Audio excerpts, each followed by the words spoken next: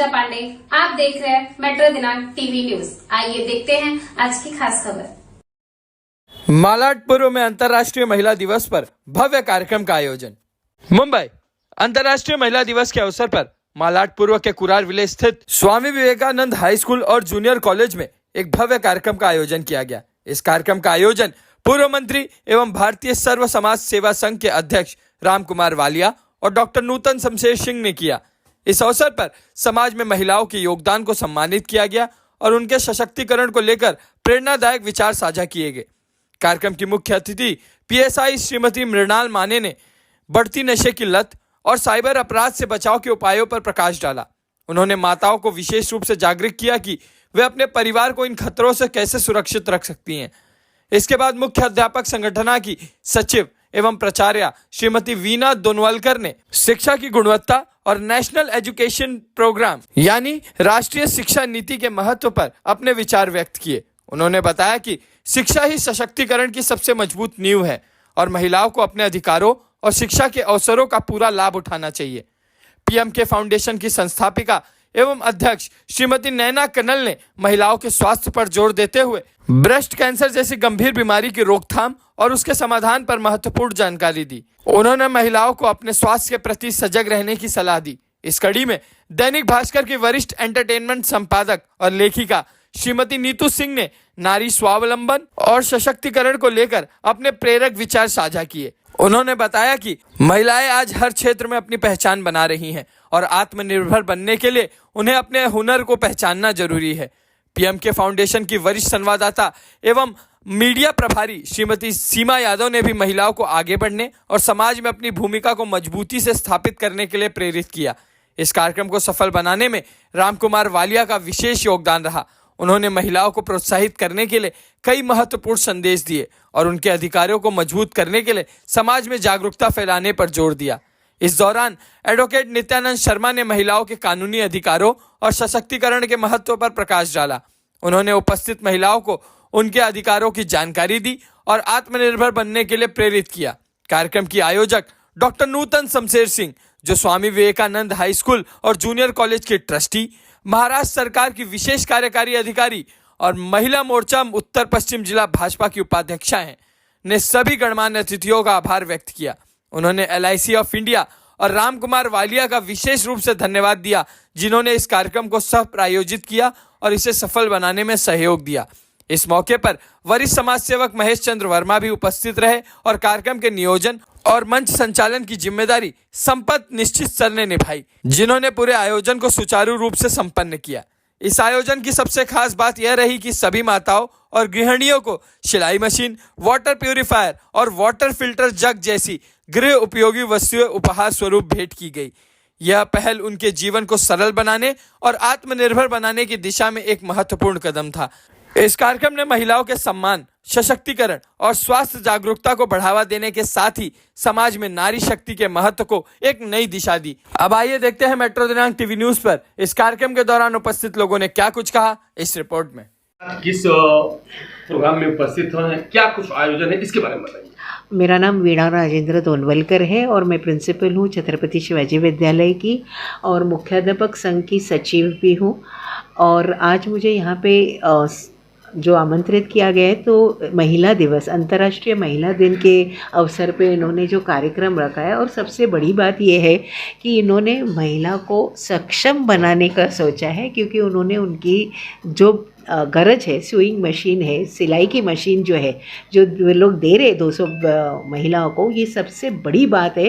क्योंकि हम अगर सशक्तिकरण की बात करें, वुमेन एम्पावरमेंट की बात करें, वुमेन तभी ही पावरफुल हो जाती है जब वो आर्थिक दृष्टि संभलती है। तो आर्थिक दृष्टि को ध्यान में रख के उन्होंने जो कार्यक्रम किया वो बहुत ही मुझे अच्छा लगा। उसके साथ साथ उन्होंने जो वाटर प्यूरिफायर दिया है, क्योंकि हर बार बच्चा जब बीमार पड़ता है तो घर पे रहने वाली औरत ही रहती है, तो इसके लिए वो भी अच्छा लगा। और यहाँ की जो बस्ती की दृष्टि को देख के उन्होंने जो वाटर प्यूरिफायर दिया तो वो तो सबसे बड़ी बात है इन्होंने सोची। और तीसरी बात है जग जो उन्होंने दिया है वो भी मुझे क्योंकि पानी लेके जाना और लाना ये भी बहुत बड़ी समस्या है इस सब एरिया में। जैसा कि यह सलम एरिया है, सलम एरिया में इस तरह से जो वितरण जो कार्यक्रम के आयोजक हैं उनके लिए क्या कहेंगे? मैं तो कहूँगी कि इन्होंने तो नस को पहचाना है कि किस तरह से सच्चे आज के दिन जो हम इंटरनेशनल वुमेंस डे बोल रहे हैं, तो अगर हम औरतों को अगर सक्षम बनाना चाहते हैं तो किस दृष्टि से बनाना चाहते हैं वो उन्होंने अच्छी तरह से पहचाना है। तो मैडम, एक मैं अपने ये कार्यक्रम के जो आयोजक हैं, जिस तरह से इतना बड़ा कार्यक्रम करते हैं और जिस तरह से यही नहीं हर साल कुछ न कुछ जैसे महिलाओं के वो बच्चों को लेकर के बुक वितरण हो, नोट वितरण हो, इस तरह के जो कार्यक्रम होते हैं, ऐसे कार्यक्रम में क्या आप जैसे कि आप इतनी वर्षों की आप लगभग 34-35 वर्ष आपसे, देखो हम अब क्या कुछ कहना चाहते हैं? ऐसे और भी कहाँ होता है कि नहीं, या क्या संदेश के रूप में क्या करना चाहिए? नहीं, इन्होंने सच्ची रूप से शिक्षा के का महत्व जाना है। अगर हम बच्चों को हम बोलते हैं कि ड्रॉप आउट्स बच्चों को ढूंढ के लेके आओ, ड्रॉप आउट बच्चों को ढूंढ के लेके आते हैं, लेकिन उस ड्रॉप आउट बच्चों को स्कूल में कायम रखने के लिए जो ज़रूरत है उसके बारे में ना शासन सोच रहा है ना आम आदमी सोच रहा है। तो उन्होंने ये ट्रस्ट ने जो सोचा, ये तो बहुत बड़ी बात है कि अगर बच्चा सिर्फ GR निकला, ड्रॉप आउट बच्चों को लेना है, ये ढूंढ के लेके आओ, फ़ोटो निकालो, ये सब नहीं है। ये सच्चे रूप से शिक्षा देने का कार्य जो है वो ये कर रहे हैं, क्योंकि अगर हम उस बच्चे को स्कूल में रखना चाहते हैं और सेहत, हम चाइल्ड सेफ्टी के बारे में बात कर रहे हैं, तो क्या चाइल्ड सेफ्टी में प्योर वाटर का हक नहीं है क्या? तो ये सब इन्होंने सोचा है, तो बहुत ही मतलब हेड्स ऑफ, ये बहुत अच्छी बात उन्होंने सोची है। मगर जिस तरह से आप एक और ऐसी तरह से मुझे नहीं लगता है कोई संस्था इसके बारकावे में जाके इतना सोचते। शिक्षा जो भी संस्था है वो सोचते हैं कि हम बच्चों को शिक्षा दें, फार बहुत से जात क्या है कि हम उनको फ्री दें, लेकिन इससे समस्या नहीं होती। उनको फ्री नहीं लेना ये समस्या उनका अकेले नहीं होता है, उनकी और भी बहुत सारी समस्या को जानना यानी कि एक अच्छा शिक्षक का लक्षण है। मगर जिस तरह से एक मुख्य शिक्षक समिति जो होती है, जिसकी वजह से आप लड़ाई लड़ती है शासन और प्रशासन से, इस तरह के जो आयोजन के माध्यम से आप लड़ाई तो लड़ती है, मगर जो आज बम्बई के कोने कोने में कुछ दो तरह के शिक्षक हो चुके हैं, एक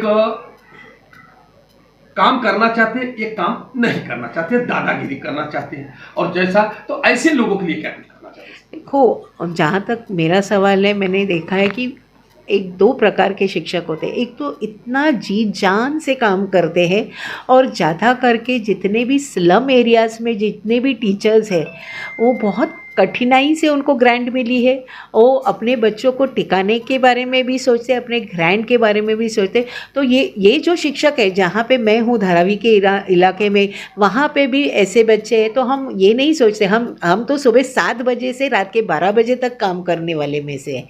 हमने कभी समय नहीं देखा कि 7 और 1 बजे का मेरा समय है और निकलना है। हमारे टीचर्स उसके बाद भी बैठ के रेमेडियल लेते थे। रेमेडियल का GR तो उसके बाद आया है।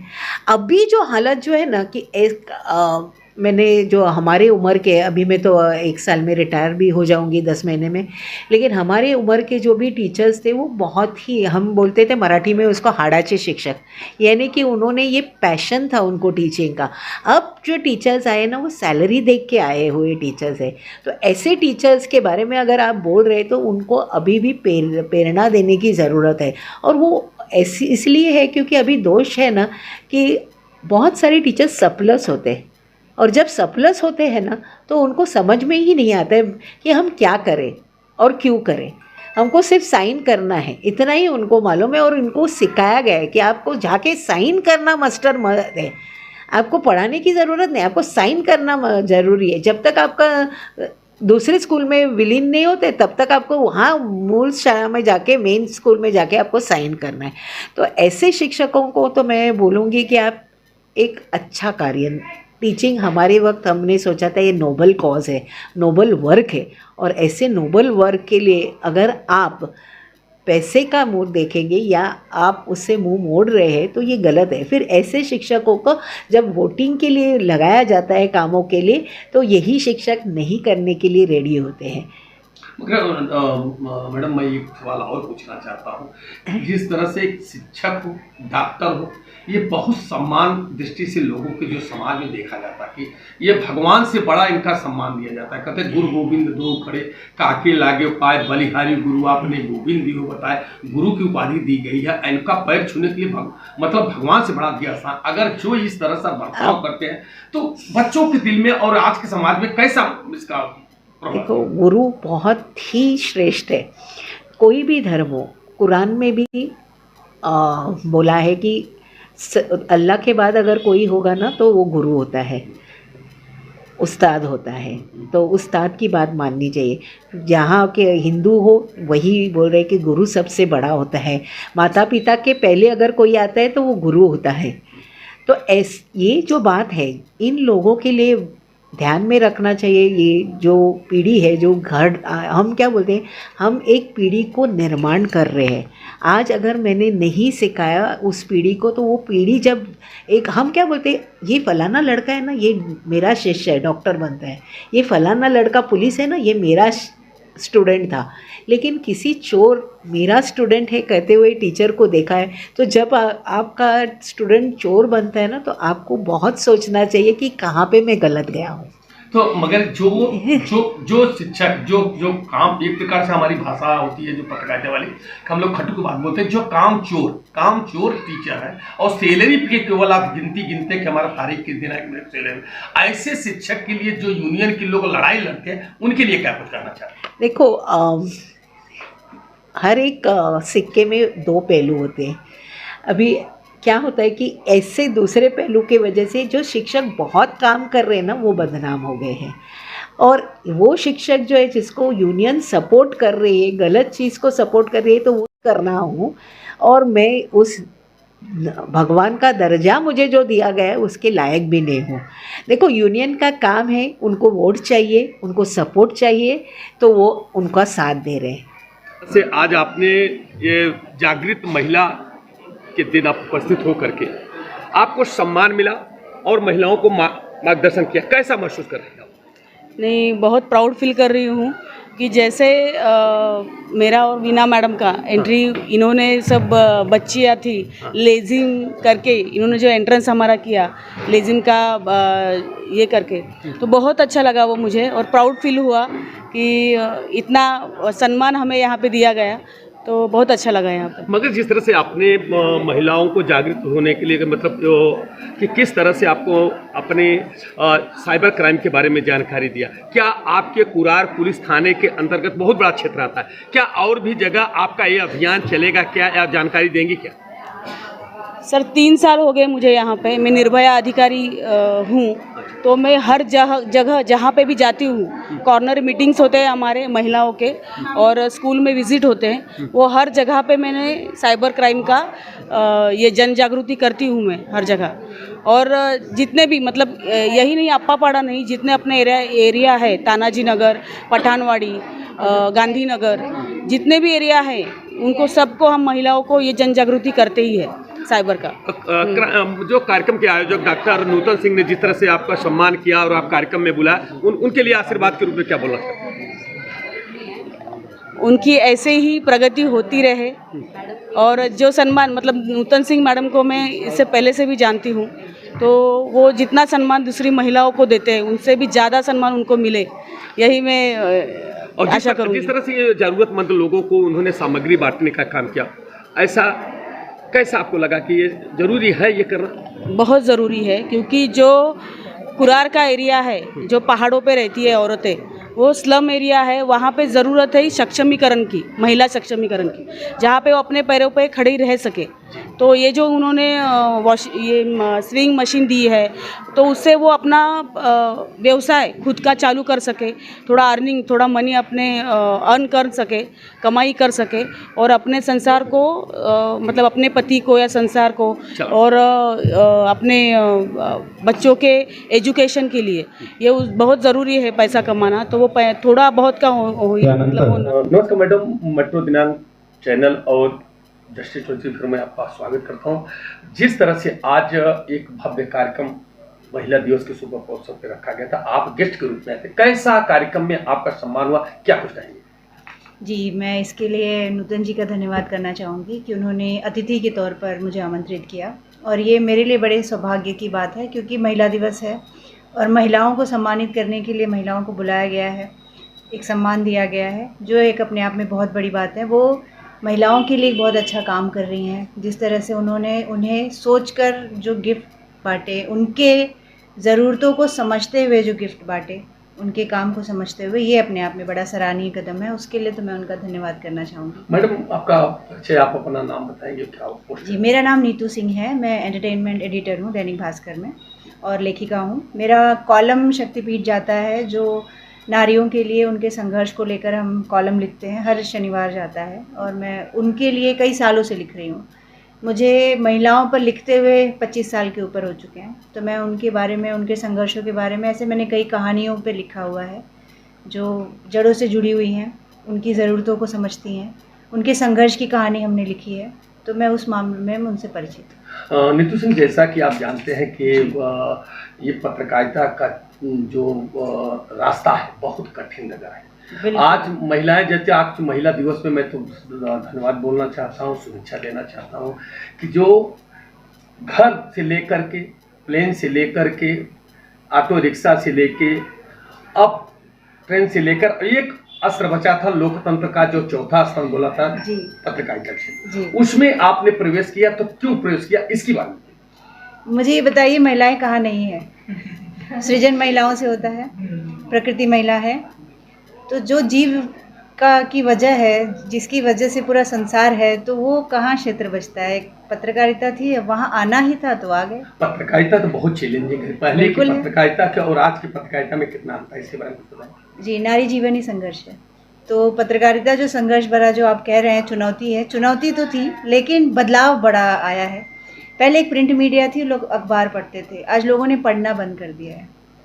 अब लोग डिजिटल वर्ल्ड है, शॉर्टकट की दुनिया है, उसमें जीते हैं, तो अखबारों का एक जो चलन था, जो असली पत्रकारिता मानी जाती थी, वो आज कम हो गई है। पत्रकार के मायने बदल गए हैं, पत्रकारों की जगह इन्फ्लुएंसर ने ले ली है, क्रिएटर्स ने ले ली है, जो पत्रकार और उसमें फ़र्क समझना भूल गए हैं। तो मैं ये कहना चाहूँगी, आज महिला दिवस है, पत्रकारिता की बात आपने की, तो बदलाव बड़े हैं, लेकिन आज भी चुनौतियाँ हैं, लेकिन पत्रकारों की जगह कोई नहीं ले सकता, वो हमेशा रहेंगे। स्वरूप बदलेगा, मायने बदलेंगे, लेकिन पत्रकारों की अपनी एक अहमियत रही है, प्रेस की रही है, जिसे उसकी समझ है वो तो ज़रूर पत्रकारों के पास आएगा। आपका नाम क्या है और आप कौन सी पोस्ट पे काम कर रही हैं, वो बताइए। मेरा नाम सीमा यादव है और मैं पीएमके फाउंडेशन की मीडिया हेड हूँ। मैडम, मैं पूछना चाहता हूँ कि आप मीडिया से जिस तरह से जुड़ी है, आज की मीडिया और अगले कोर्स में, जो जैसा कि मैंने मैडम से सवाल किया, कितना अंतर है? जब मैंने शुरुआत की तब काफ़ी अलग था, बहुत लड़कियां बहुत कम रहती थी इस क्षेत्र में, बट आज उस दौर में लड़कियां भी हैं, लेकिन वो दौर अलग था, ये दौर अलग है। आज इंस्टा है, ये है, वो है, सोशल मीडिया है, वहाँ पे ज़्यादा है, लेकिन वो इलेक्ट्रॉनिक मीडिया और प्रिंट मीडिया काफ़ी संघर्ष भरा रहा।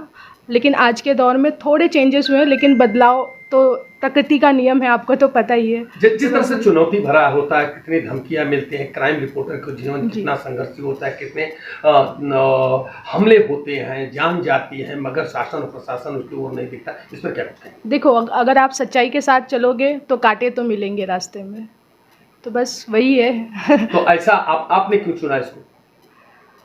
बचपन से था कि कुछ तो अलग करना है, क्योंकि हमारे यहाँ पे की लड़कियाँ टीचर बनेंगी, वकील बनेंगी, इसके अलावा उनको कोई ऑप्शन नहीं था, तो हमने सोचा नहीं, हमको कुछ अलग ऑप्शन। क्या नहीं, आपके क्या पिता माता परिवार के कोई सदस्य मीडिया जगत में? नहीं, बिल्कुल नहीं, मैं पहली हूँ।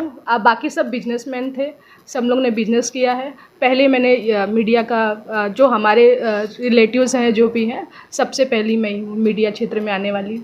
मगर आपको जो मीडिया जगत में आई, तो क्राइम, सिविल, राजनीतिक, कौन सा आपको क्षेत्र अच्छा लगता है? क्राइम। क्राइम को क्यों आपने चुना?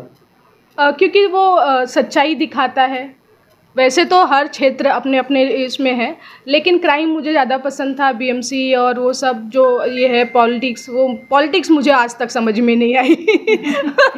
पॉलिटिक्स मैं बोलती हूँ, आज तक मुझे समझ में नहीं आई। फिल्म की दुनिया फिल्म की दुनिया बिल्कुल मैंने नीतू जी के साथ किया हुआ है वो।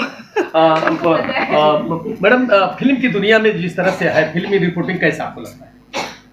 फिल्मी रिपोर्टिंग भी पत्रकारिता का एक भाग है, हालांकि लोग मानते नहीं हैं। फिल्म पत्रकारों की कैटेगरी से ही दूर कर दिया जाता है। तो मुझे लगता है पत्रकारिता होती है, हर क्षेत्र जरूरी है। खबर तो आपको लानी ही है, जो खबर लाता है वो पत्रकार है। फिल्म से लाए, क्राइम से लाए, पॉलिटिक्स से लाए, संघर्ष उतना ही है। मगर जैसे कि अभी क्राइम का एक रिपोर्टर होता है, जो क्राइम डिपार्टमेंट होता है वो कुछ अलग ही होता है। आपको कौन सा चॉइस है? मेरी चॉइस, मैंने हर क्षेत्र में काम किया है। मैं आपको बता दूं, पत्रकारिता सिर्फ फिल्म से नहीं की है, मैंने सामाजिक भी की है, मैंने राजनीतिक पत्रकारिता की है, मैं न्यूज़ एंकर रह चुकी हूँ, न्यूज़ रीडर रह चुकी हूँ, डेस्क को पूरा संभाला है, चैनल पूरा संभाला है। तो मुझे उसकी जानकारी हर क्षेत्र की है। और मुझे ऐसा लगता है जो ये एक दायरे में बांध दिया जाता है कि आप फिल्मी बीट से हैं, आप राजनीति से हैं, आप सिर्फ पत्रकार को देखिए, संघर्ष उसका उतना ही होता है। उसकी एक प्राथमिकता होती है, वो जो खबर है वो जाए, लोगों तक पहुंचे। फील्ड सब तो अलग अलग, मगर जैसे क्राइम का होता है, सिविल का होता है, राजनीतिक होता है, फिल्म, हर खेल के रिपोर्टर तो वो रिपोर्टर है, ये बात नहीं। मगर जो चैलेंजिंग जो रिपोर्टिंग है वो आप इतने दिन के अनुभव में आपने क्राइम जर्नलिज्म सबसे चैलेंजिंग है, क्योंकि वो एक अपनी जान जोखिम में रखकर उस खोजी पत्रकारिता जो उनकी होती है वो वहाँ जाते हैं, और जब उन्हें उसका जस्टिस नहीं मिलता, न्याय नहीं मिलता, तो वो उनकी सुरक्षा पे सवाल आ जाता है, जो सबसे खतरनाक चीज़ है। जो जान पे बना है तो वो सबसे खतरनाक। अच्छा, मैं आपके पत्रकारिता क्षेत्र में कितने दिन हो गए, आप सुने होंगे कितने पत्रकारों की जान चली जाती है, मगर शासन प्रशासन को भी कुछ नहीं मिलता। ऐसे समय पे अगर किसी की जान चल जाए, जिसकी परिवार एक प्रकार से अनाथ हो जाता है, तो शासन प्रशासन का कर्तव्य बनता है, क्या भूमिका होनी चाहिए शासन प्रशासन की? तो सबसे बड़ी भूमिका ये होनी चाहिए कि चौथा स्तंभ है, इनकी सुरक्षा भी प्राथमिकता होनी चाहिए उनकी। और अगर पत्रकार तो है तो मनुष्य इंसान ही है, लेकिन अगर वो एक समाज के लिए कुछ एक अच्छी चीज़, एक सच को सामने लेकर आ रहा है, तो प्रशासन तंत्र की जिम्मेदारी बनती है कि उसकी सुरक्षा का ध्यान रखें। जैसे आप एक सेलिब्रिटी को सिर्फ एक धमकी मिलती है, फ़ोन कॉल आता है, आप उनकी सुरक्षा में 10 पुलिस कर्मियों को खड़ा कर देते हैं। पत्रकार जो क्राइम जर्नलिस्ट होता है, उसने तो पूरी जड़ें खोद दी हैं, तो उसकी सुरक्षा का क्या, ये एक सबसे बड़ा सवाल है। आप उसे ताक पर रख देते हैं, साइड कर देते हैं। इसके लिए प्रशासन को पहले आना पड़ेगा। वो भी उतना ही ज़रूरी इंसान है जो आपके लिए एक सच सोसाइटी के लिए लेकर आ रहे हैं, जो नहीं होता। मेरा लास्ट सोचना है कि आप शासन प्रशासन, चाहे केंद्र सरकार हो चाहे महाराष्ट्र सरकार हो, आप ऐसे क्राइम रिपोर्टर के, या जिस तरह से वो अपने जान की जोखिम डाल करके पूरा समाज को शुद्ध करने के लिए वो एक दर्पण की भूमिका अदा करते हैं, ऐसे शासन प्रशासन के क्या संदेश देना चाहते हैं, क्या भूमिका? तो देखिए, ये हर एक प्रशासन जब ये सत्ता में आते हैं तो सबकी अपनी कोशिश होती है, प्रयास होता है, लेकिन आप भी जानते हैं पत्रकारिता अब जोखिम भरा तो है ही, खासतौर पर क्राइम जर्नलिज्म। सच जब सामने लाते हैं तो एक नैतिक जिम्मेदारी होती है हर सरकार की और हर नागरिक के प्रति। करते तो नहीं है ना, अभी देखो पत्रकारिता का सुरक्षा कानून तो लाया, अभी आप तक लागू नहीं। इसीलिए मैंने एक वरिष्ठ अखबार और चैनल से जुड़ी हूँ, मैं इसलिए आपसे मुझ से सुनना चाहता हूँ, क्या सरकार की जिम्मेदारी होती है कि नहीं, सुरक्षा कायदा कानून अगर पत्रकार को लाया गया तो उसकी पहल होनी चाहिए कि नहीं होनी चाहिए? इसके लिए मैं आपसे कुछ की बात कर रहा हूँ। पहल बिल्कुल होनी चाहिए, सुरक्षा सबसे पहले ज़रूरी, हर नागरिक की सुरक्षा ज़रूरी है। और अगर उसमें एक व्यक्ति एक सच लेकर सामने आ रहा है, उसकी खोजबीन है, जब तक मामला चल रहा है, एक अपराधी को भी एक सुरक्षा दी जाती है जब तक उसका ट्रायल चलता है कोर्ट में। यहाँ तो वो साधारण व्यक्ति हैं और एक सच को सामने ला रहे हैं, तो उनकी तो सुरक्षा सबसे ज़रूरी है।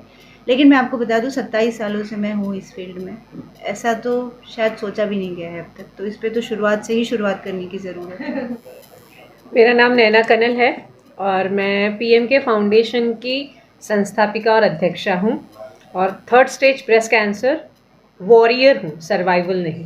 मगर मैडम, आज तक आपने कैंसर की, जब आप एक, मुझे कभी जब बातचीत के दौरान आपको पता चला कि आप भी पीड़ित रह चुके, कैसे जब इससे पीड़ित होता तो कैसा आभास होता है? आपने लगभग हजारों लोगों का सेवा अभी तक दिया है, तो कैसे ये सब चुनौती स्वीकार किया, क्या इसके बारे में थोड़ा सा खुल के बताइए। सर पहली बात तो हम ये कहेंगे कि पीड़ा ये हमारे दिमाग की चीज़ है।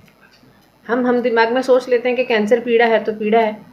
मैंने कैंसर को पीड़ा नहीं समझा, कैंसर मेरे लिए वरदान बन के आया है। कैंसर मुझे हुआ, इसके पहले भी मैं संस्था चला रही थी, ऐसे नहीं 2016 से हम ये NGO रन कर रहे हैं। बट आज जो हमारा ग्राफ गया है, जब मैं खुद कैंसर से जूझी, मैंने उसके इन एंड आउट समझे, कीमोथेरेपी लिया, रेडिएशन लिया, तो मैं समझ सकी कि मुझे क्या लोगों तक मैसेज पहुंचाना है। और आज वो चीज़ को लेके भारत ही नहीं, हम विदेशों तक जाते हैं। तो मेरे लिए कैंसर वरदान बन के आया है। मैं हमेशा यही सोचती हूँ और यही बोलती हूँ कि हमारी ज़िंदगी में अगर कुछ भी आड़ी अड़चन आती है तो आप उसको नेगेटिव ना लें। आप सोचें कि भगवान आपको कुछ संदेश दे रहे हैं कि इससे निकलो तो तुम्हारे लिए मार्ग बहुत अलग खुलेगा। जैसे फुल स्टॉप लगता है और नया सेंटेंस चालू होता है, ऐसे ही हमारी ज़िंदगी में भी कई फुल स्टॉप आते हैं। उसके बाद हमको नया सेंटेंस क्या लिखना है वो हम पे डिपेंड होता है। मगर मैडम, जिस तरह से अपने मंच का संचालन करते हुए आपने ये कहा है कि अगर महिलाओं को एक यहाँ पे शिविर लेने की जरूरत है, प्रशिक्षण लेने की जरूरत है, कैसे लोग, सबसे ज्यादा आप हजारों पीड़ितों की जान बचाने का काम किया, मदद करने का, सबसे ज्यादा परसेंटेज किसका, जेंट्स का या पुरुष का? देख, इसमें ब्रेस्ट कैंसर में आज की तारीख में अगर आप देखेंगे, अगर जो ग्राफ हम देखें आज की तारीख में, तो 8 में से 1 औरत अब तक डिटेक्ट होती है, ठीक है। और यही ग्राफ अब आगे चल के 4 में से 1 होने वाला है, क्योंकि इस तरह इस स्पीड से ये चीज़ बढ़ रही है। आज हमारे पास कितने केस ऐसे आ रहे हैं, और ये पुरुषों में भी होता है, ऐसे नहीं, बट पुरुषों की संख्या कम है। बट अगर होता है तो वो उतना ही रिस्की है, क्योंकि मसल भाग ना होने की वजह से वो जल्दी ही ब्लड में जाने के चांसेस होते हैं। तो ये चीज़ों को अवेयर कराना, अब जैसे मैंने मैडम के साथ बात की, नूतन जी के साथ, उन्होंने मुझे ये प्रोग्राम में बुलाया और इतनी महिलाओं को देख के इतनी खुशी हुई कि इतना हमारे पास स्ट्रेंथ है महिलाओं का, जिन तक हम ये चीज़ पहुंचा सकते हैं। वो मैसेज कि भाई आपके घर में जो बहन है, बेटी है, बेटा है, आप उनको ये चीज़ों से अवेयर कराएं, क्योंकि आज पुरुषों में भी वही सिम्टम्स होते हैं जो महिलाओं में होते हैं। सिर्फ हमको जानने आना चाहिए, अपनी सेल्फ स्क्रीनिंग करने आना चाहिए। आप डॉक्टर के पास पहले जाएंगे तो क्या बोलेंगे, मुझे क्या हो रहा है।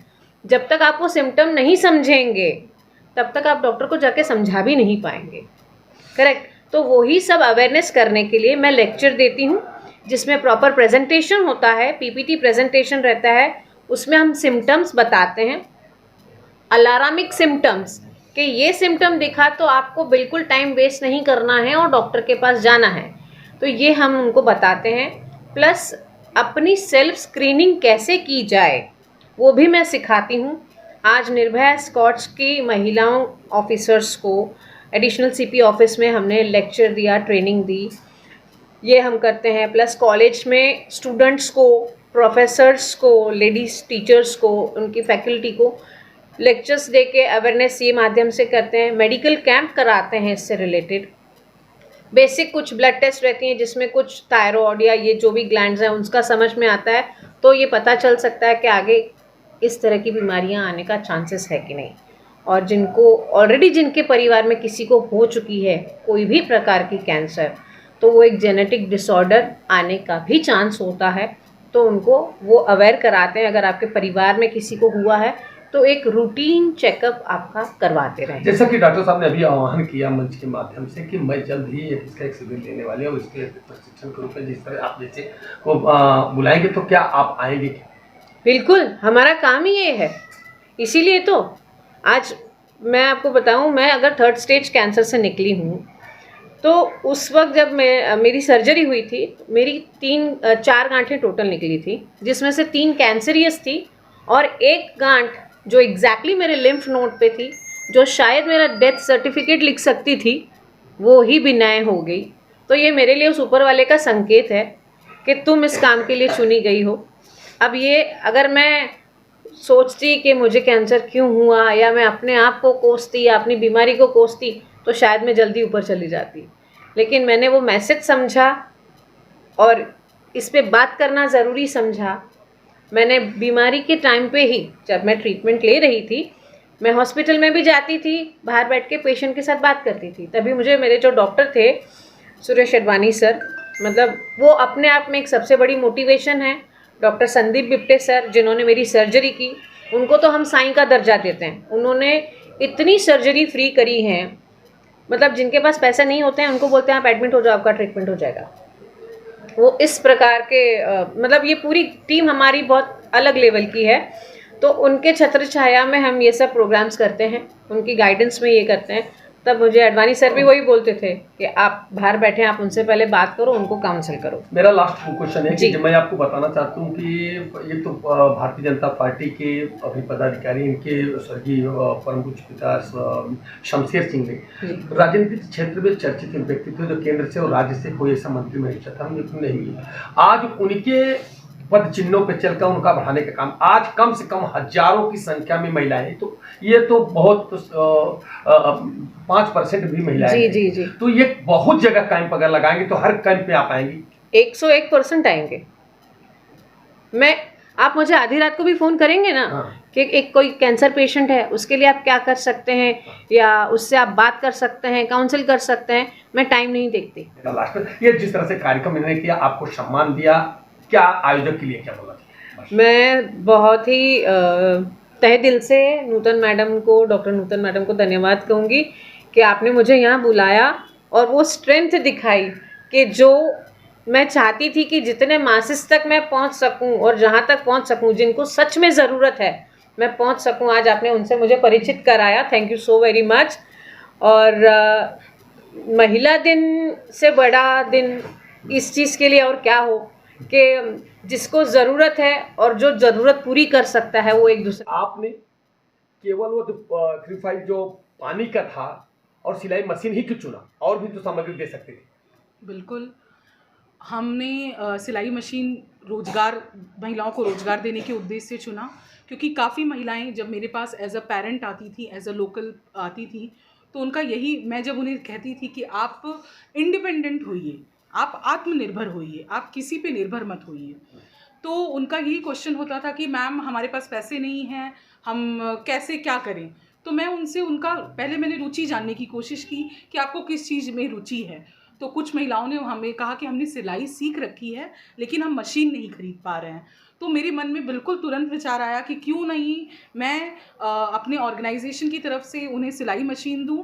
और अभी तो मैंने बहुत थोड़ी सी शुरुआत की है और मैंने बहुत बड़ा सपना देखा है कि मैं कितने ज़्यादा से ज़्यादा सहयोग कर सकूं कि महिलाएं खुद पे निर्भर हो जाएं। भले उनकी एजुकेशन नहीं हो पाई है किसी कारणवश, बट उनके अंदर इतनी शक्ति होती है कि वो कुछ भी कर सकती हैं, चाहे वो एजुकेटेड है चाहे वो अनएजुकेटेड मेरा है। डॉक्टर साहब एक सवाल आपसे है कि आप ठंडी के समय में कंबल बांटते हैं, नोटबुक बच्चों को बांटते हैं, और ये जो आपको मन में आया कि मतलब पानी जो साफ करके पीने के ऐसे ऐसे ये इसके बारे में साहब मुझसे बताइए, क्यों आपने किसने मार्गदर्शन दिया कि आपको नहीं ये पानी साफ करने की ही बहुत जरूरी है, इसको इसका क्यों सोचा है? हाँ। इसके बारे में मार्गदर्शन किसी ने नहीं दिया। मैं खुद जब लोकल अपनी जो महिलाएं हैं कभी मुझे किसी फंक्शन पे छोटा सा रखती हैं, पूजा रखती हैं या कुछ ऐसे कार्यक्रम रखती हैं, तो जब बुलाती हैं कि मैडम आप आइए हमारे कार्यक्रम में, तो मैं जब गई और कुछ मेरे बच्चों के घर पे मैं जब गई, जो पहाड़ी एरिया में रहते हैं, ऐसे प्लास्टिक के घर में रहते हैं, बट घर छोटा है दिल बहुत बड़ा है, तो जब मैं देखती थी जब मुझे वो पानी सर्व करते थे तो मटके में से, या तो छोटा सा मटका था उनके पास,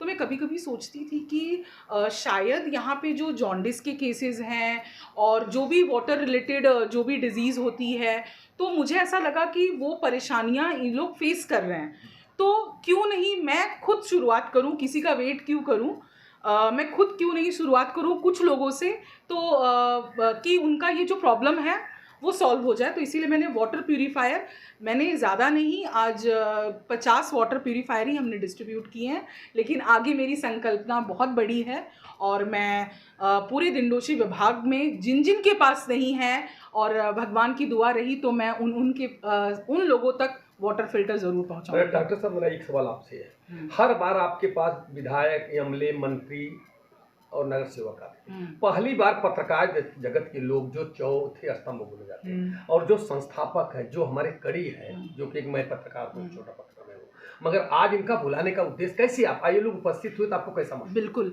आज महिला दिवस पे मेरा उद्देश्य केवल सामान बांटना नहीं था। आप देख सकते हैं सिर्फ पत्रकार की फील्ड से नहीं, अलग अलग फील्ड से आज जो गेस्ट आए हुए थे, मेरा उद्देश्य दिंडोशी की जो महिलाएं जो घर पे रहती हैं, जो हाउसवाइफ हैं, मुझे लगता है कि हमसे ज़्यादा ताकत उनके अंदर है।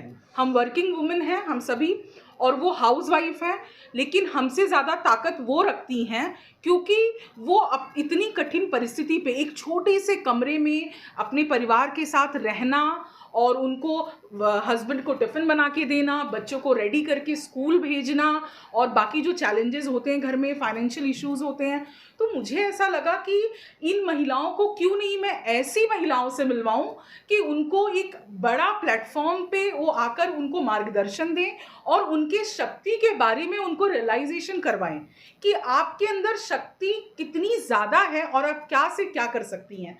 हमारे यहाँ पे PSI मैडम मृणाल मैडम आई थी, उन्होंने बताया, हर महिलाओं को बताया कि कैसे आपके बच्चे ड्रग्स लेते हैं और आपको पता भी नहीं चलता, तो आपको उसको कैसे प्रिवेंट करना है। बाकी चीज़ें भी उन्होंने बताई कि कैसे आप लोग तुरंत NC छोटी छोटी बातों पे पुलिस स्टेशन, और कितना बुरा लगता है उनको कि आपके सामने मैं आपके बेटे को अरेस्ट कर रही हूँ।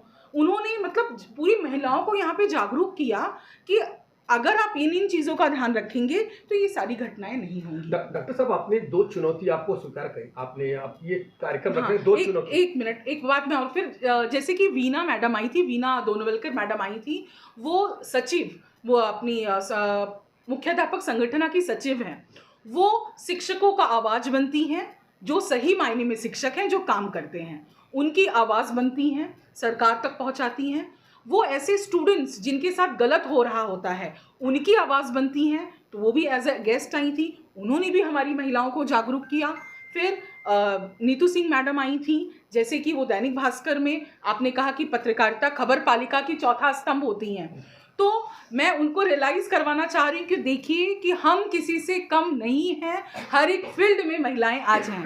नैना मैडम आई हैं, 3rd stage breast cancer warrior, मैं भी बोलूँगी उनको कि वो उन्होंने एक कहते हैं ना, बीमारी को उन्होंने एज अ अपॉर्चुनिटी लिया, करेक्ट। तो वो आज हम सबको सीखना चाहिए, बहुत बड़ी चीज़ वो सिखा के जा रही हैं कि कभी भी प्रॉब्लम्स आए तो वो आप उसे एज अ अपॉर्चुनिटी लो, ना कि आप ऐसे उसको देख के एकदम सहम जाओ और डर जाओ।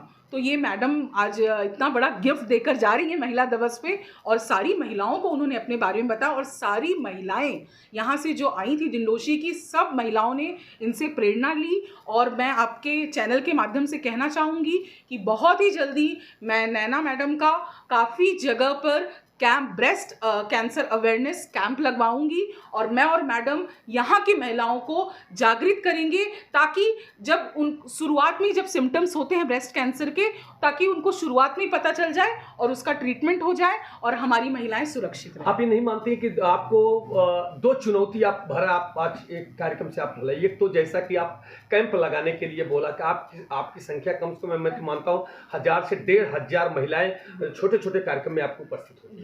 अब हटनी सभा आपको करना। दूसरा कि जो आज क्राइम के जगत में जो साइबर क्राइम है, जिस तरह से मैडम ने कहा कि जहां जहां बुलाएंगे वहां, तो आप ये सभी जगह कैंप लगवाएंगे? बिल्कुल, मैं दिन रात काम करूंगी मेरे समाज में बदलाव लाने के लिए, मैं उसी के लिए बनी हूँ। मेरे पिता स्वर्गीय श्री शमशेर सिंह जी ने मुझे यही सिखाया है कि बेटा, पैसा सब कुछ नहीं होता, दुआओं में भी बहुत ताकत होती है, और मुझे दुआएं कमाना। मंचावर आणि मंचाच्या खाली सुद्धा माझ्या प्रिय भगिनींनो, आज आंतरराष्ट्रीय महिला दिनाच्या निमित्ताने आज मला इथे बोलवलं गेलं, त्याबद्दल मी आयोजकांचे आभार मानते, आणि तुमच्याशी संवाद साधायला एक क्षण मिळाला याच्याबद्दल मला आनंद होतोय। आपण स्त्रिया नुसतं आंतरराष्ट्रीय महिला दिवशीच एकत्र येतो, एकमेकांचा गौरव करतो आणि पाठीनंतर काहीतरी गोष्टी बोलतो एकमेकांना। आज मला असं वाटतं की आजच्या दिवशी तरी आपण एकमेकांचे स्पर्धक नाही, आपण एकमेकांचे चांगलेच आधारस्तंभ आहेत। आज महिला जेवढे सक्षम आहेत, जेवढे बलवान आहेत, आज तेवढे पुरुष नाही आहे. आज आपण घरात मुलगी, सून, बायको, आई, सासू आणि एक चांगली मैत्रीण नातीची असतो. हे आपण विसरायचं नाही आहे. घराबाहेर यांच्यासारखे व्यक्तिमत्व आहे. डॉक्टर आहेत, पोलीस इन्स्पेक्टर आहेत, प्रोफेसर्स आहेत, प्रिन्सिपल्स आहेत, सगळ्या क्षेत्र. Your doctor, I know that, your husband told me. तर प्रत्येक ठिकाणी स्त्री उच्च पदावर आहे. आणि याचं कारण म्हणजे स्त्रियांनी जर समजून घेतलं की आपण कमी नाही, तर मला वाटते आज पुरुष आपल्या घरात. आज समानता नाही आहे हो कुठेतरी. आज आपण आपल्यालाच कमी लेखतो आणि त्यामुळे ही समानता मिळवण्याचा हक्क आपल्याला माहीत नाही. तर सगळ्यात पहिले म्हणजे आपल्याला आपले हक्क चांगले माहिती असायला पाहिजे. आपण एक व्यक्ती आहोत, पुरुषासारखेच आहोत. आपल्या हातात मनगटात एवढं बळ आहे आणि आपण मल्टीटास्क करू शकतो. इकडे मी जेवण करते, इकडे फोन अटेंड करते, इकडे मुलाला उठवत असते सकाळी की बाबा उठ, नवऱ्याचा डबा देत असते. आपल्याला नेहमी पाठी ठेवतो. तर मला असं वाटतं की महिलांनी स्वतःला कुठेही पाठी ठेवू नये. आणि जर सक्षम खऱ्या अर्थाने व्हायचं असेल तर शिक्षणाचा हा आधार आहे आणि शिक्षण प्रत्येक स्त्रीने घेतलं पाहिजे. मग ते शिक्षण लिहिण्या वाचण्याचं असो किंवा आज स्विंग मशीन इथे दिलं जाते, स्किल्स असतील, वेगवेगळ्या उद्योजक आहेत, ते उद्योजकाचं जरी नॉलेज जरी स्त्रियांनी मिळलं. कारण दुसरा आहे की आर्थिक दृष्टी जर स्त्री स्ट्रॉंग झाली तर मला वाटते ती कुठल्याही पुरुषाच्या कमी नसते. आपण कुठेतरी आर्थिक दृष्टी दुर्बल होतो आणि मग आपण कोणावर तरी निर्भर राहतो. हम किसी के ऊपर डिपेंड रहते. तो सबसे पहले हम किसी के ऊपर डिपेंड नहीं रहेंगे. हम अपना रोजी रोटी खुद कर सकते हैं. अगर हम घर में इतना सारा काम करते हैं तो घर के बाहर भी उतनी ही अच्छी तरह से. आप देखो, अगर एक महिला अधिकारी होती है ना, तो देखो ये कुछ नहीं दिया है, उन्होंने पौधा दिया, वो भी तुलसी का दिया है. इतना बारीक सोचते हैं उन लोग.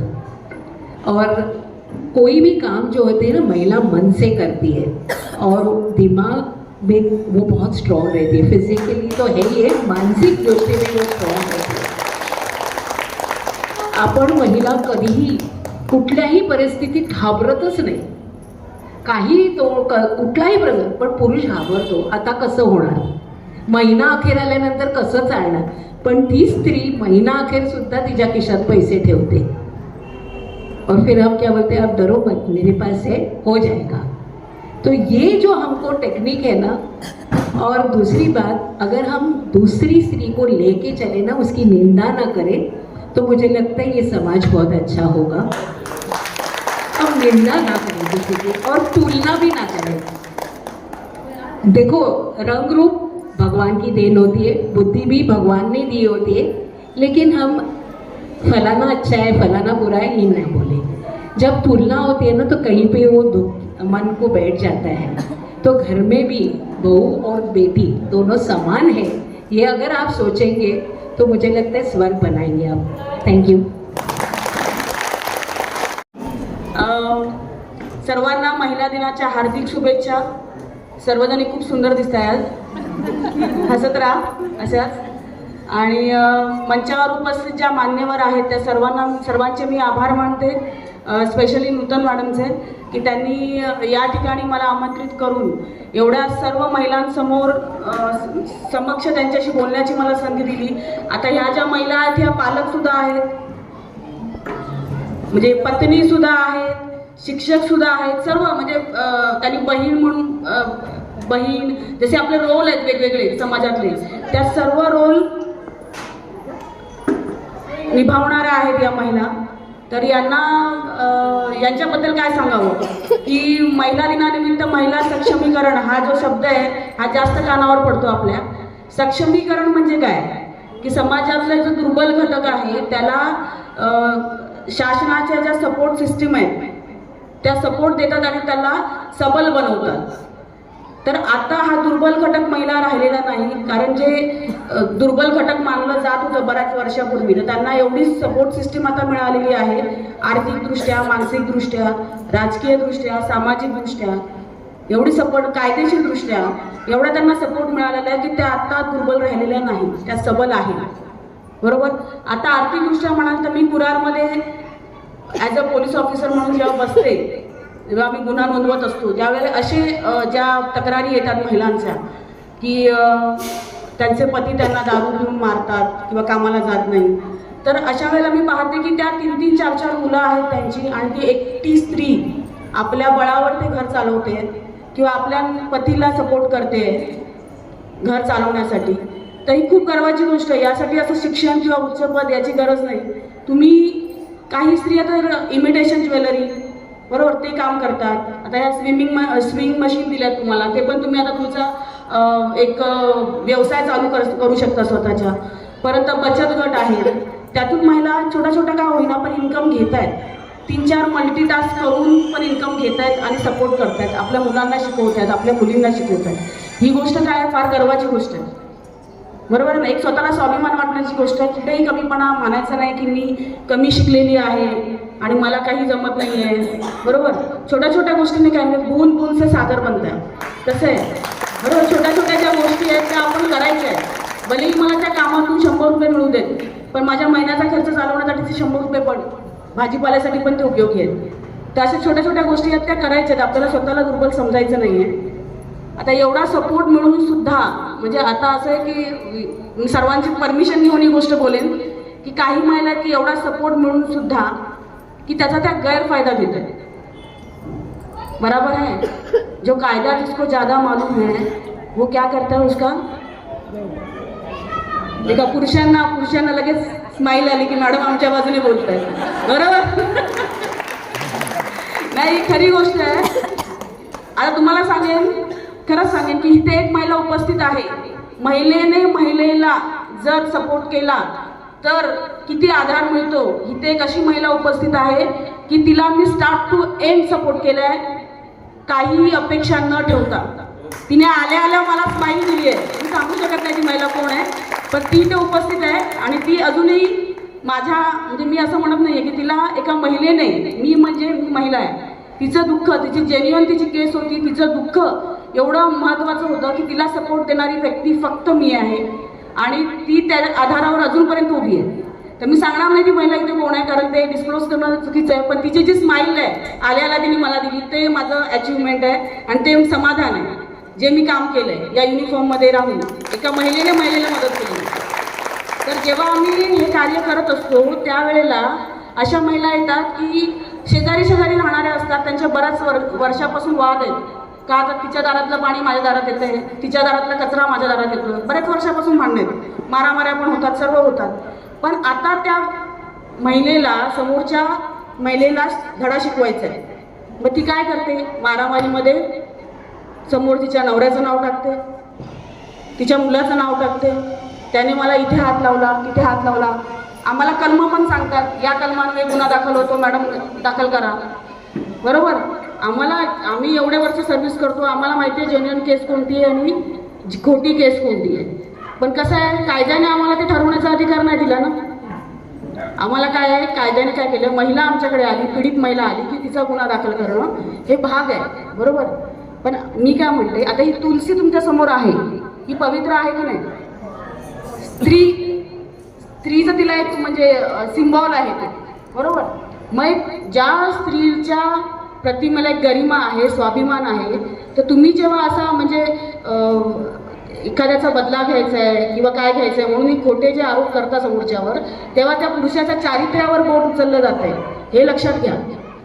तो पूर्ण तो पुरुष जो आहे तो काय होतो, तो जो कसा चारित्र्यवान असेल तो सिरियसली ते घेतो आणि त्याचं पूर्ण आयुष्य उद्ध्वस्त होऊन जातं. जाता येता लोक त्याला बोलणार, अरे ऐसा हुआ था, हा गुन्हा दाखल झाला. बरोबर. असं नाही आहे ना, आहे की नाही.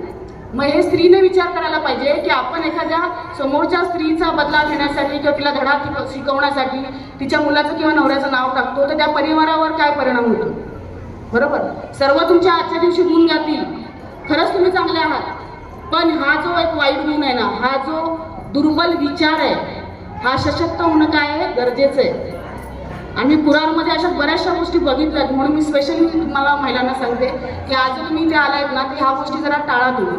कारण एक जो मुलगा शिक्षण घेणारा मुलगा आहे, त्याच्यावर साधी NC जरी दाखल झाली तरी त्याच्या पुढच्या भविष्यावर परिणाम होणार आहे.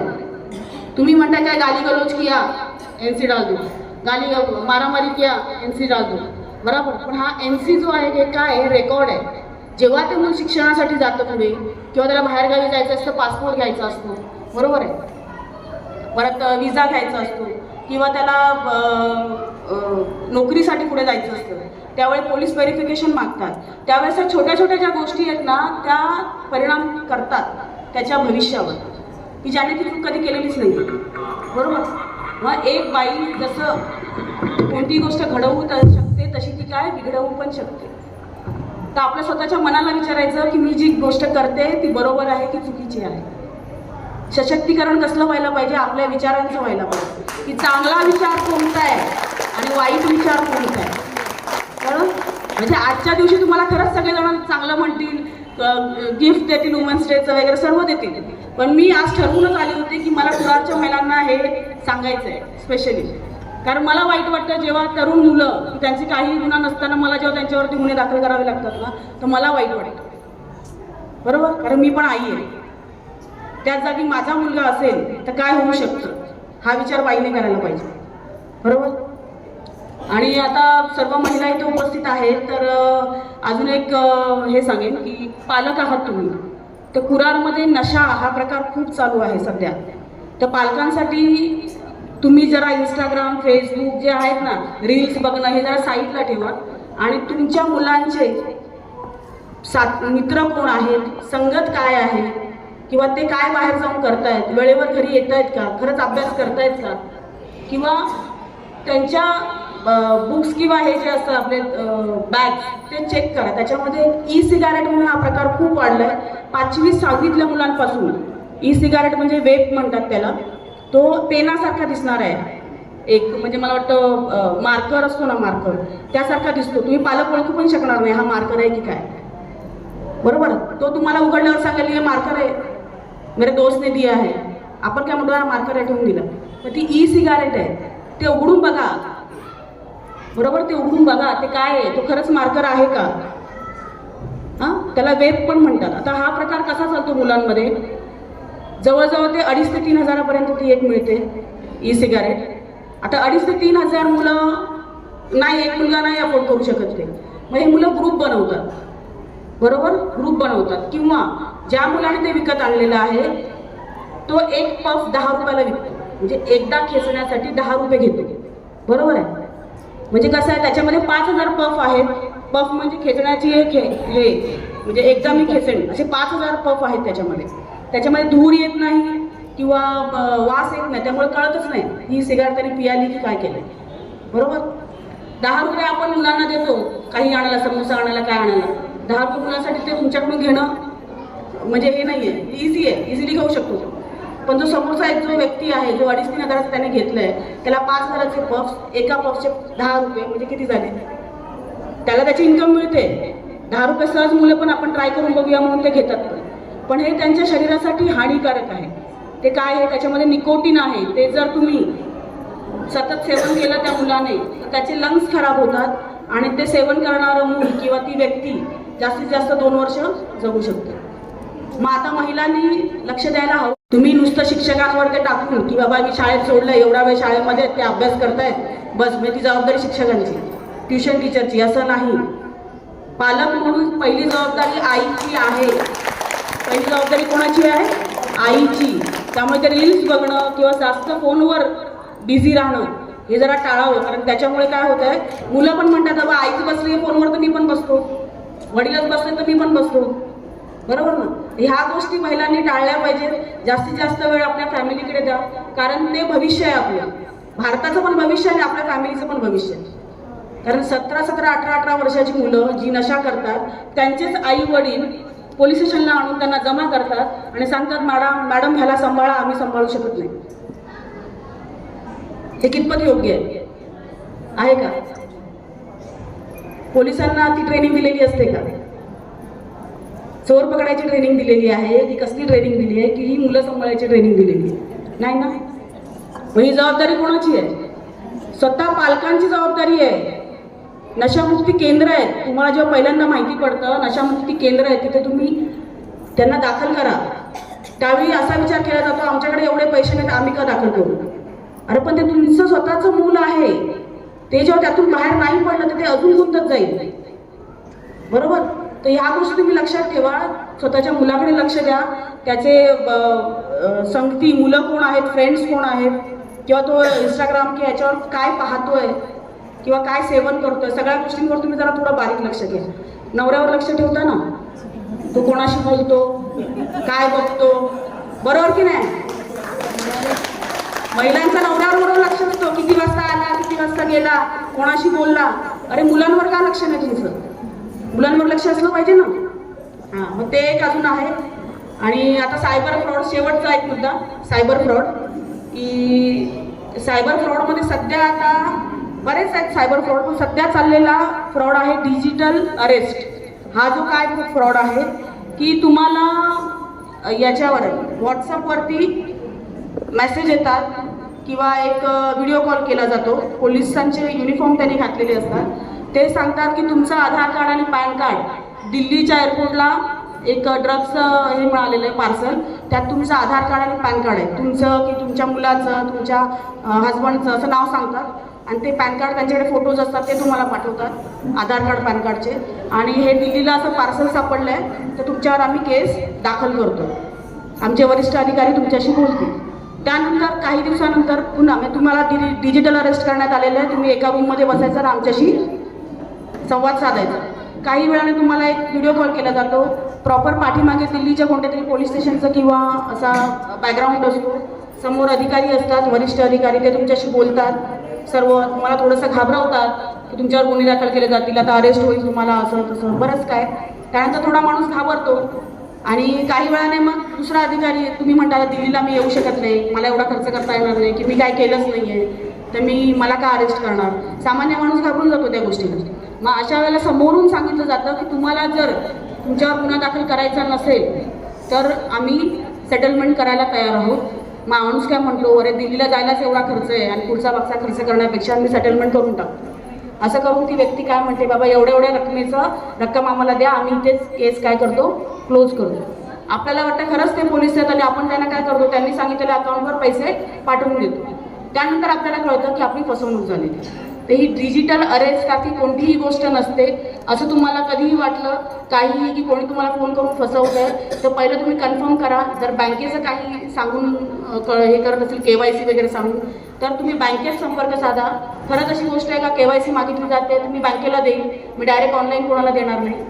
पोलीस स्टेशनच्या काही गोष्टी सांगितल्या जातात, तर मी पोलीस स्टेशनशी संपर्क साधेन, पोलीस स्टेशनला विचारेन की खरंच माझ्यावर अशी केस चालू आहे का, बरोबर. समोरच्या व्यक्तीला सांगा, ठीक आहे तुम्ही या आम्हाला घ्यायला, आपण कुरार पोलीस स्टेशनला भेटू, बरोबर, असं बोलू शकतो ना. जर आपण कोणती गोष्ट केलीच नाही तर घाबरायचा प्रश्नच काय. सायबर फ्रॉड फक्त दोन गोष्टीने होतात, एक आहे लालच आणि एक आहे भीती. बरं, एखादी आपल्याला लालच दाखवलं जातं, एखादी लिंक पाठवली जाते की तुम्ही हा टास्क कंप्लीट करा, आम्ही तुम्हाला एवढे रुपये देऊ, की तुम्ही एवढे 100 इन्व्हेस्ट करा, आम्ही तुम्हाला 500 देऊ, बरोबर. असं काहीतरी लालच तुम्हाला दाखवलं जातं. आणि त्या लालचमध्ये ज्या महिला असतात घरी, की ज्या इन्कम सोर्स शोधत असतात, त्या काय करतात, त्या लिंकला टच करतात आणि पुढे पुढे त्याने सांगितल्याप्रमाणे त्या वागत जातात. आणि त्या कधी आपल्याकडचे त्यांचे म्हणजे त्यांनी गुंतवलेले असतात, समोरच्याने त्यांना दिलेले रिटर्न्स असतात ते फक्त 500, 600 किंवा 5000 असतात. आणि ह्या लेडीजने जवळजवळ 1.5 लाख त्यांना गुंतवलेले असतात. म्हणजे मला अजूनही कळलं नाही आहे की असं कसं होऊ शकतं की आपण भाजीपाला विकत घ्यायला गेलो, बरोबर, त्याने 1 रुपया 2 रुपये जरी आपल्याला दिले नाहीत रिटर्न, तरी आपण भांडतो, बरोबर की नाही. किंवा त्याने फ्री कोथिंबीर किंवा मिरची दिली नाही वरती, बरोबर, कढीपत्ता दिला नाही म्हणून आपण त्याशी वाद घालतो, अरे कढीपत्ता दे. मग अशा महिला कसं काय असं करू शकतात की 5000ची गुंतवणूक केली आहे, तर त्याने आपल्याला रिटर्न दिले आणि आपण 1.5 लाख त्याला दिलेले. म्हणजे महिलांकडून ही अपेक्षा नाही. चतुर असतात महिला व्यवहारामध्ये, बरोबर. त्यामुळे कोणतेही व्यवहार असतील, ज्या व्यक्तीला आपण पाहिलं नाही, ज्याचं ऑफिस आपल्याला माहिती नाही, अशा कोणत्याही व्यक्तीशी असे व्यवहार ऑनलाईन करायचे नाही. मला वाटतं ज्या काही गोष्टी आहेत ज्या म्हणजे म्हणतात ना एक कडू औषध असतं जे आई आपल्या बाळाला देत असते नेहमी, बरोबर, की एक आजारपण झालं की कडू औषध एक द्यावं लागतं बाळाला, बरोबर. यांनी साखर दिली, मी औषध दिलं. बरोबर ना. तर गरजेची असते. महिला आहेत, तुम्ही खरंच स्ट्रॉंग आहात, आदिशक्तीचं रूप आहात तुम्ही. त्याच्यामुळे खरंच एक प्रत्येक महिला हिच्यामध्ये उपजतच शक्ती असते. कोणतीच महिला दुर्बल नसते. फक्त तिने स्वतःला ओळखलं पाहिजे की ती काय आहे, बरोबर आहे. ती जर घर सांभाळू शकते, ती पूर्ण संसार सांभाळू शकते, बरोबर. Thank you so much. तुम्हाला पुन्हा महिला दिनाच्या हार्दिक शुभेच्छा. आणि बरेचसे हे ओळखीचे आहेत की ते बघून हसतात माझ्याकडे बघून. मला फार बरं वाटतंय की म्हणजे महिलेकडे बघून हसते. ही गोष्ट खरंच प्राऊड फील करण्यासारखी आहे. त्याच्यामुळे थँक्यू सो मच हे आम्हाला संधी दिल्याबद्दल. कुंतल सिंग मॅडमचं पण आभार.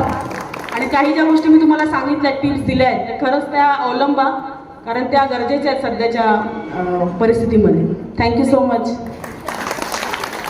धन्यवाद मैम. कैसे हैं आप सब? और बहुत सुंदर भी लग रही है, बहुत खुश भी लग रही है. आज महिला दिवस है, पर मुझे लगता है महिला दिवस ही नहीं, हर क्षण महिलाओं का होता है. आपसे ही पूरी सृष्टि है, प्रकृति है, नेचर है, तो उदास क्यों रहना, हर दिन खुश रहते हैं, है ना. तो मुझे ऐसा लगता है कि हर दिन सेलिब्रेट करना चाहिए, और सबसे ज़्यादा अपने लिए करना चाहिए. हम घर परिवार तो देखते हैं, सबकी देखभाल करते हैं, सबके दिन भर का ध्यान रखते हैं, बच्चों की देखभाल करते हैं, पर अपने बारे में नहीं सोचते हैं. नैना जी ने कहा ना, उन्होंने तो एक बीमारी की बात की, लेकिन आज मैं आपके पूरे जीवन पे बात करूँगी कि हर दिन खुश रहना चाहिए.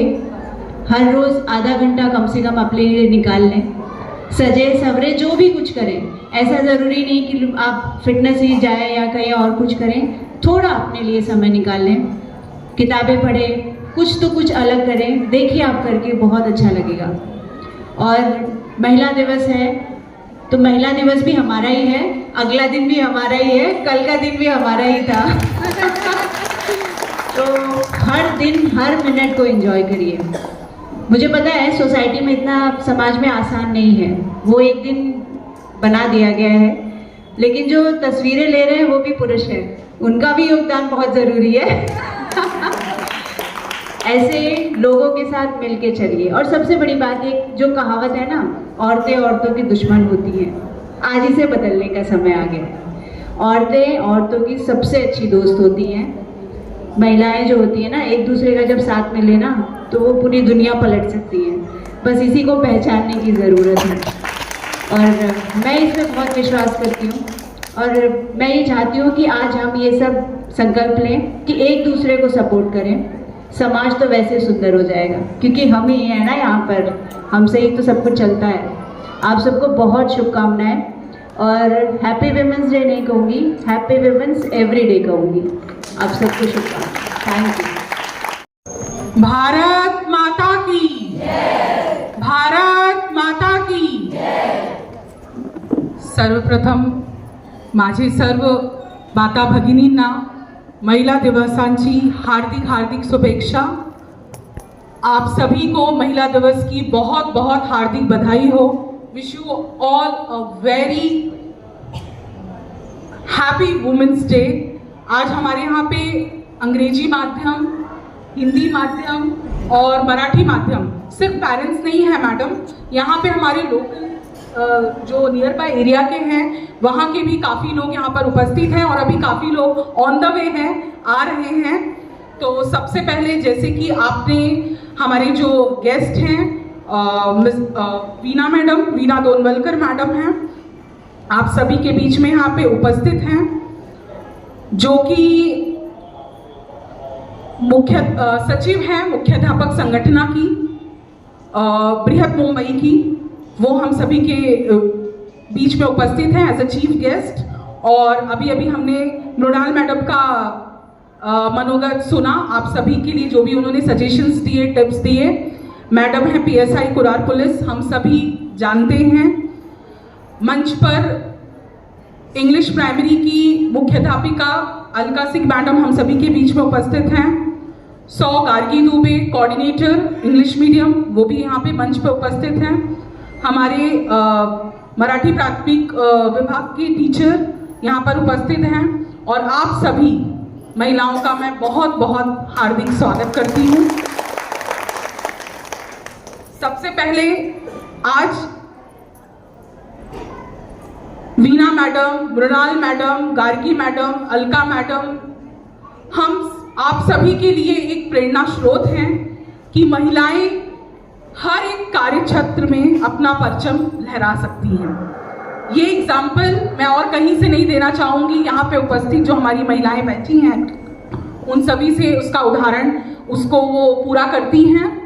वीना मैडम शिक्षकों के लिए आवाज़ उठाती हैं, विद्यार्थियों के लिए आवाज़ उठाती हैं समाज में। जब भी कोई गलत चीज़ होती है तो उनकी आवाज़ बनकर वो समाज को और जो हमारे हायर लेवल ऑफिसर्स हैं जो कि उनके कानों तक उनकी बातों को लेकर जाती हैं। तो मैडम, आपने अपना इतना कीमती समय हमें दिया, उसके लिए बहुत बहुत धन्यवाद। मृणाल मैडम, उनका हम सभी जानते हैं कि आज वो यहाँ पे एज अ मेहमान मैंने उनको इनवाइट किया था, एज अ गेस्ट इनवाइट किया था, बट उन्होंने बताया कि महिला जहाँ जाती है अपने कर्तव्य को कभी नहीं भुलाती है। और आज भी उन्होंने वो यहाँ पर आप लोगों को इतना बड़े मतलब छोटी छोटी चीज़ें बताई उन्होंने, लेकिन वो आपके जीवन में बहुत ही इम्पोर्टेंट रोल प्ले करती हैं।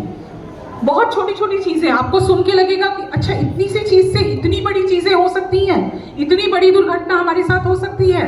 तो इतना बड़ा मार्गदर्शन मृणाल मैडम ने दिया, उसके लिए भी मैं बहुत बहुत धन्यवाद व्यक्त करूंगी। और एक छोटी सी बाकी सारी चीज़ें आपको मृणाल मैडम ने, वीणा मैडम ने, उन्होंने आपका मार्गदर्शन दिया है।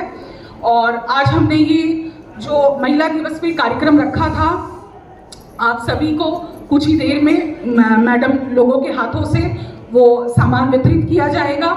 ये सामान वितरण सिर्फ एक कारण है, सिर्फ एक सामान वितरण करना मेन मुद्दा नहीं है। आपसे मिलना जुलना, स्नेह मिलन, ये हमारा मेन मुद्दा है। और आप लोग कितनी पावरफुल हैं, जैसे कि मैडम ने बोला, स्त्री शक्ति दुनिया की सबसे बड़ी ताकत होती है।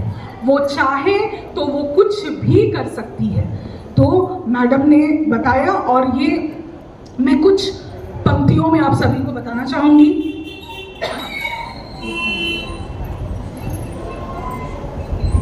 कन्या तू भगिनी, तू सखी, तू माता, तू पत्नी, तू कुटुंबाचा आधार, तू सर्वांच्या मनात रुजलेली राष्ट्रदेवतेची अस्मिता, तू अनेकानेक रूपे तुझी परी आगीस, एक परिपूर्ण स्त्री तू। महिला, अब मैं आपको बताना चाहूंगी कि महिला ना होती और महिला तो क्या होता और महिला क्या क्या कर सकती है। एक कविता के माध्यम से, शायद आपने वो कविता सुनी भी होगी, कविता तिवारी जी की कविता है वो, हम सभी बेटियों के लिए। मैं बस दो पंक्ति की, बहुत सारे हमारे पेरेंट्स और जो भी हमारे लोकेलिटी में हैं, हिंदी भाषी भी यहाँ पे बैठे हैं, तो मैं उनके लिए दो शब्द कहना चाहूँगी। जिम्मेदारियों का बोझ परिवार पर पड़ा, जब जिम्मेदारियों का बोझ परिवार पर पड़ा तो ऑटो रिक्शा ट्रेन को चलाने लगी बेटियां, ऑटो रिक्शा और ट्रेन को चलाने लगी बेटियां। साहस के साथ अंतरिक्ष को भेद डाला, साहस के साथ अंतरिक्ष को भेद डाला। वायुयान भी उड़ाने लगी बेटियां, वायुयान भी उड़ाने लगी बेटियां। और कितने उदाहरण ढूंढ कर लाऊं मैं, हर क्षेत्र शक्ति को आजमाने लगी बेटियां, हर क्षेत्र शक्ति को आजमाने लगी बेटियां। वीर की शहादत पर अर्थी को कांधा देकर शमशान तक जाने लगी बेटियां, शमशान तक जाने लगी बेटियां। ललिता, विशाखा, राधा रानी, सोचिए कि स्त्री नहीं है तो क्या होता। ललिता, विशाखा, राधा रानी जैसी बेटी होती नहीं तो यशोदा दुलारे नंद नंदन नचाता कौन। यशोदा दुलारे नंद नंदन नचाता कौन। अनुसुईया जैसी तप साधिका ना होती तो, अनुसुईया जैसी तप साधिका ना होती तो ब्रह्मा विष्णु रुद्र को पालने में झुलाता कौन। तो स्त्री शक्ति है क्या, वो एक आप लोगों को समझने की कोशिश करिए कि आप क्या से क्या कर सकती हैं। सावित्री ना होती तो, सावित्री ना होती तो सत्यवान को बचाता कौन। मौत के मुंह में से वो खींच कर लेकर आई थी, है ना। तो स्त्री मौत को भी मात दे सकती है, इतनी ताकत रखती है। महारानी लक्ष्मीबाई जैसी बेटी होती नहीं तो, महारानी लक्ष्मीबाई जैसी बेटी होती नहीं तो धर्म के लिए अस्त्र और शस्त्र को उठाता कौन। अस्त्र और शस्त्र को उठाता कौन। वीणा मैडम जैसी बेटी होती नहीं तो, वीणा मैडम जैसी बेटी होती नहीं तो हमारे शिक्षकों और हमारे बच्चों के लिए आवाज उठाता कौन। हमारे शिक्षकों और हमारे बच्चों के लिए आवाज उठाता कौन। मृणाल माने मैडम जैसी बेटी होती नहीं तो, मृणाल माने जैसी बेटी होती नहीं तो देश और राष्ट्र की रक्षा का फर्ज निभाता कौन। देश और राष्ट्र के फर्ज निभाता कौन। कौन करता हमारे देश और राष्ट्र की रक्षा। ये हमारी बेटी, हमारी सब कुछ है, हमारी बहन है, जो हमारे लिए दिन रात ना रात समझती हैं ना दिन समझती हैं, और हम सभी के प्रॉब्लम को अपना प्रॉब्लम समझ के उसको सॉल्व करने की पूरी कोशिश करती हैं। तो मैं बहुत बहुत धन्यवाद करना चाहूँगी। आप सब जैसी बेटियां होती नहीं तो बच्चों को संस्कार और कठिन परिस्थिति में रहकर अपने सपनों को पूरा करना सिखाता कौन। कठिन परिस्थिति में रहकर अपने सपनों को पूरा करना सिखाता कौन। मैडम, ये जो आज हम सभी के बीच में महिलाएं बैठी हैं, मुझे ऐसा लगता है कि हम सबसे ज्यादा साहस इन सभी के पास है, क्योंकि ये ऐसी, मतलब मैं पर्सनली हर एक घर में गई हूँ, हमारे जो पहाड़ पे महिलाएं रहती हैं उनके घर को देखा है मैंने, उनके घर में बैठ के पानी पिया है, चाय पिया है, उनका दिल बहुत बड़ा है, घर भले छोटा है। तो मुझे तो ऐसा लगता है कि हम सबसे बड़ा साहस आप सभी रखती हैं कि अपने बच्चों को इतनी कठिन परिस्थिति में आप उन्हें पालती हैं, उन्हें पोसती हैं। माना कि चैलेंजेस बहुत हैं, लेकिन फिर भी आप उसको अपना फर्ज और बिना गिला शिकवा किए, किसी से बिना शिकायत किए, आप अपने फर्ज को, अपने माँ के फर्ज को, अपने पत्नी के फर्ज को, अपनी बहन के फर्ज को और एक महिला के फर्ज को पूरी तरीके से निभा रही हैं। तो मैं आप सभी का बहुत बहुत वंदन करती हूँ मन से। आज ये मेरे मन में 2 पंक्तियाँ आप सभी के लिए थी और जो मैंने आप सभी के समक्ष रखी। इसके आगे हम कार्यक्रम आगे बढ़ाएंगे और जो भी आज हमने सामान यहाँ पे आप सभी के लिए, जो भी वुमेन्स डे का इसको गिफ्ट समझिए, कोई सामान नहीं है, इतनी मेरी औकात नहीं है कि मैं आपको कुछ सामान दे सकूं। आपका आशीर्वाद लेने के लिए बस आप अपना आशीर्वाद दीजिए। और इसी तरीके से ये कुछ भी नहीं है, आपको पता है मैं निरंतर आप सभी के लिए मेडिकल कैंप जितना कोशिश कर सकती हूँ मैं कोशिश करती रहूँगी। सिर्फ और सिर्फ रिटर्न में मुझे आपकी ब्लेसिंग्स चाहिए, आपकी दुआएं चाहिए कि मैं भी आपको अपनी तरह सक्षम कर सकूं। यही मैं भगवान से भी प्रार्थना करती हूँ। धन्यवाद।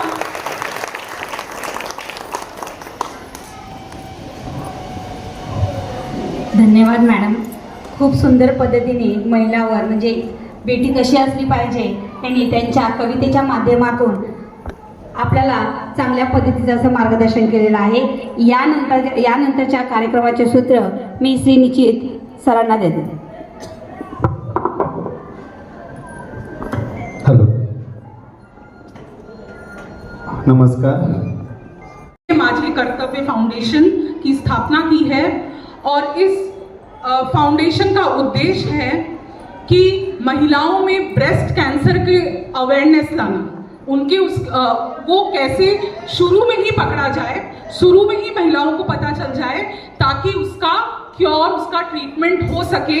तो वो पूरे क्षेत्र में, महाराष्ट्र के बाहर भी वो ये अवेयरनेस का प्रोग्राम करती हैं और इसके साथ साथ उन्होंने कई हजार ब्रेस्ट कैंसर के ऑपरेशन मुफ्त में करवाए हैं। तो ये बहुत बड़ी हस्ती हमारे सामने, हम बहुत ही भाग्यशाली हैं कि नैना कनल मैडम जी हम सबके साथ हैं। और आप सभी, अब आप सोचिए कि मैंने कितना प्रयत्न किया कि हमारी तो लोकेलिटी में 4 व्हीलर गाड़ी यहाँ तक आती नहीं है, सबको चल के, तो जो पहली बार आता तो उनको लगता है बस हम पहाड़ी पे चढ़ के जा रहे हैं। फिर भी मैंने बोला नहीं, मेरी महिलाओं को इसकी जरूरत है। और मैडम ने अभी बातों ही बातों में मुझसे कहा कि मुझे यहाँ की महिलाओं का ब्रेस्ट कैंसर अवेयरनेस पे एक सेशन लेना है, तो उसमें मैं जब आपको बुलाऊंगी तो आप सभी को आना है। नीतू मैडम ने कहा ना कि अपनी सुरक्षा पहले करेंगी तभी तो आप परिवार की सुरक्षा कर पाएंगी। और नीतू सिंह जी मैडम जो हमारे सामने बैठी हैं, आप लोग दैनिक भास्कर जानते ही होंगे, सभी लोग ने सुना होगा, पढ़ते होंगे, तो उसकी संपादक लेखक हैं मैडम, लेखिका हैं। तो आज आपकी मुलाकात बड़ी बड़ी हस्तियों से, इसके पहले भी जो गेस्ट आए थे मैंने आपको बताया, तो हम सभी आपके साथ साथ मैं भी भाग्यशाली हूँ कि ऐसे लोगों से हमारी मुलाकात हुई। अब मैडम से मैं रिक्वेस्ट करूंगी कि उनके शुभ हाथों से हमारे जो मेहमान हैं आप सभी को गिफ्ट डिस्ट्रीब्यूशन होगा और फिर आप नाश्ता जो भी आपका जो रखा गया है वो करके आप अपने घर की तरफ जा सकते हैं। एंड एक बार आप सभी को फिर मैं धन्यवाद करना चाहूंगी और माफी भी मांगूंगी, सॉरी मेरी वजह से आज आपको घर पे खाना बनाने में लेट हो रहा है, थैंक सो सॉरी। लेकिन बड़े बड़े देशों में ऐसी छोटी छोटी बातें होती रहती हैं। कुछ लाइन मेरे पुरुषों के लिए, सही कहा मैडम ने कि पुरुष का भी योगदान उतना ही जरूरी है जितना कि महिलाओं का। उसके लिए मैं एक लाइन कहना चाहूंगी, माना कि पुरुष बलशाली है, माना कि पुरुष बलशाली है, लेकिन मेरे कृष्ण के 56 भोग पर एक तुलसी भारी है। तो बस अब इसी पे मैं अपना ये समाप्त करूंगी वक्तव्य और हम आगे का कार्यक्रम शुरू करेंगे। धन्यवाद। निश्चित sir. Swami Vivekananda high school and junior college, त्याचबरोबर भारतीय सर्व समाज महासंघ यांच्या संयुक्त विद्यमाने आजचा हा महिला दिनाचा कार्यक्रम सुंदर अशा पद्धतीनं आपल्या या प्रांगणामध्ये साजरा होत आहे। उपस्थित मंचावर असलेले सर्व अतिथी सर्वांचं पुनश्च एकदा मी हार्दिक स्वागत करतो, अभिनंदन करतो। उपस्थित सर्व महिला भगिनींचंही पुनश्च एकदा हार्दिक अभिनंदन, हार्दिक स्वागत। सर्व शिक्षकगण, मुख्याध्यापक, त्याचबरोबर दिंडोशी विधानसभेमधील असणारे सर्व भारतीय जनता पार्टीचे पदाधिकारी सर्वांचं हार्दिक स्वागत, हार्दिक अभिनंदन।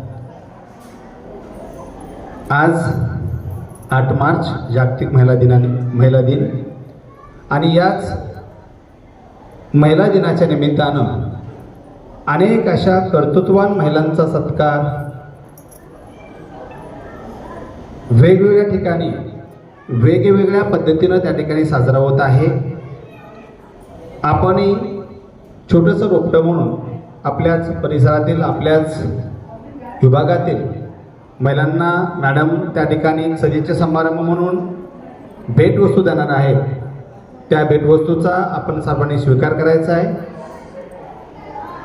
प्रथमतः उपस्थित असणाऱ्या आजच्या प्रमुख अतिथी, प्रमुख पाहुण्या सन्माननीय सौ वीणाताई डोंडवलकर, सचिव मुख्याध्यापक महासंघ, त्याचबरोबर सन्माननीय सौ मृणालताई माने, सहाय्यक पोलीस उपनिरीक्षिका, कुरार पोलीस ठाणे, मंचकावरती उपस्थित असणाऱ्या सन्माननीय सौ अमृताताई थोरात, विधानसभा अध्यक्षा महिला मोर्चा, आणि या कार्यक्रमाचे आयोजिका सन्माननीय डॉक्टर नूतन सिंग मॅडम, संचालिका पंडित दीनदयाल शिक्षण संस्था, त्याचबरोबर उपाध्यक्षा उत्तर पश्चिम जिल्हा महिला मोर्चा, उपस्थित महेशचंद्र वर्माजी, उपाध्यक्ष दिंडोशी विधानसभा या सर्व अतिथींना मी विनंती करतो, आपण छोटीशी सदिच्छा भेट म्हणून आपल्या या महिलांचा सन्मान करायचा आहे. ज्या ज्या महिलांची मी या ठिकाणी नावाचा नामोल्लेख करेल त्या महिलेनं या ठिकाणी उपस्थित राहायचं आहे. आजच्या असणाऱ्या ज्या काही वस्तू आहेत त्या गृहोपयोगी वस्तू आहेत. त्यामध्ये सिलाई मशीन असेल, वॉटर प्युरिफायर असतील, त्यानंतर जार असतील, वेगवेगळ्या प्रकारच्या वस्तू आहेत. फुलाची बागडे बनवून या ठिकाणी आपल्या डॉक्टर नूतन सिंग मॅडमनी प्रयत्न केलेला आहे. आपण त्याचा स्वीकार करायचा आहे. मी प्रथमतः आजच्या या कार्यक्रमासाठी उपस्थित असणाऱ्या प्रमुख अतिथी सन्माननीय सौ विनाताई ढोलनकर यांना विनंती करतो की आपण पुढील असणाऱ्या महिलांचा सन्मान करावा. महिलेचं नाव मी घेतोय. महिला आहे सौ साक्षी सुधाकर गावडे. सर्व महिलांनी जोरदार टाळ्या वाजवून स्वागत करायचं आहे.